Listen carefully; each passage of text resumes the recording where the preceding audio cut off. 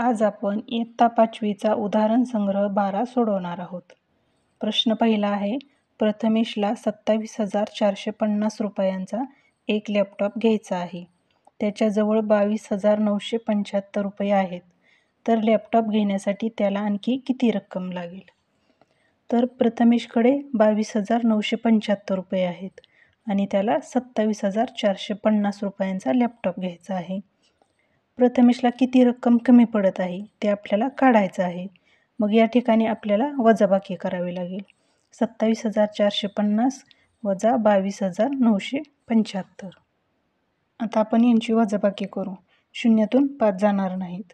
मग एक हातच्या घ्यायचा. एक हातच्या घेतल्यानंतर शून्याच्या ठिकाणी 10 होईल. 10तून 5 गेले, 5 राहिले. त्यानंतर 4तून 7 जाणार नाहीत. मग शेजारच्या 4कडून एक हातच्या घ्यायचा. एक हातच्या घेतल्यानंतर 14 होईल. 14मधून 7 गेले, 7 राहिले. त्यानंतर 3मधून 9 जाणार नाहीत. मग आपण 7मधला एक हातच्या इकडे घेऊ. 13तून 9 गेले, 4 राहिले. त्यानंतर 6मधून 2 गेले, 4 राहिले. आणि 2तून 2 गेले, 0 राहिले. म्हणून आपण लिहून घेऊ, प्रथमेशला लॅपटॉप घेण्यासाठी 4,475 रुपये कमी पडत आहेत. यानंतर दुसरा प्रश्न आहे, एका वर्षी एका कंपनीने 44,730 स्कूटर्स तयार केल्या. दुसऱ्या वर्षी 43,150 स्कूटर्स तयार केल्या. तर कंपनीने पहिल्या वर्षी किती जास्त स्कूटर्स तयार केल्या? पहिल्या वर्षीच्या स्कूटर्स 44,730 आहेत आणि दुसऱ्या वर्षीच्या स्कूटर्स 43,150 आहेत. आता आपण दोन्हीतला फरक काढू. फरक काढू म्हणजे आपण यांची वजाबाकी करू. 44,730 वजा 43,150. शून्यातून 0 गेले, 0च राहिले.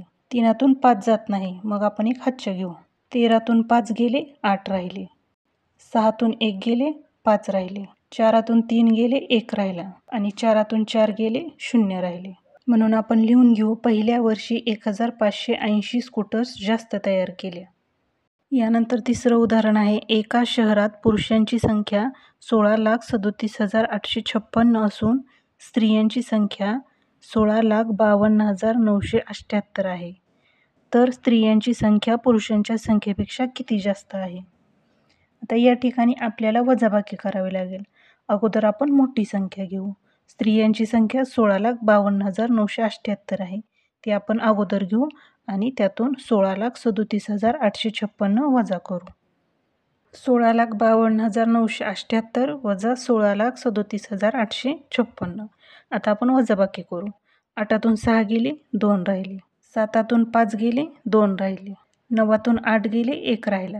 त्यानंतर 2मधून 7 जाणार नाही, मग आपण एक हातच्या घेऊ. 12तून 7 गेले, 5 राहिले. 4तून 3 गेले, 1 राहिला. 6तून 6 गेले, 0 राहिले. 1तून 1 गेला, 0 राहिला. म्हणून आपण लिहून घेऊ, 15,122 स्त्रिया पुरुषांपेक्षा जास्त आहेत. यानंतर चौथं उदाहरण आहे, एका संस्थेने सामाजिक उपक्रमासाठी 25 लाख रुपये जमा करण्याचे ठरवले होते.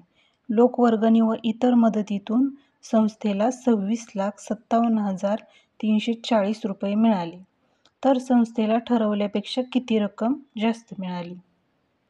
संस्थेने एकूण 25 लाख रुपये जमा करण्याचे ठरवले होते, पण ठरवल्यापेक्षा जास्त रक्कम जमा झाली. मग आपल्याला या ठिकाणी वजाबाकी करावी लागेल. 26,57,340 वजा 25 लाख.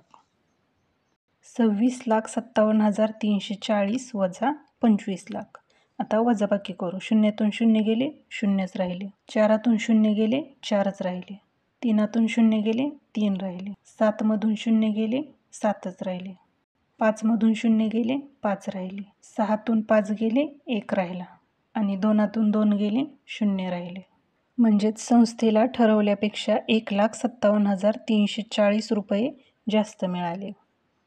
यानंतर पाचवं उदाहरण आहे, 23,849 व 27,056 या संख्या घेऊन वजाबाकीचे उदाहरण तयार करा व सोडवा. या ठिकाणी आपल्याला एक शाब्दिक उदाहरण तयार करायचं आहे, ज्यामध्ये 23,849 आणि 27,056 या संख्या आल्या पाहिजेत आणि हे वजाबाकीचं उदाहरण तयार करायचं आहे. मग आपण एक उदाहरण तयार करू.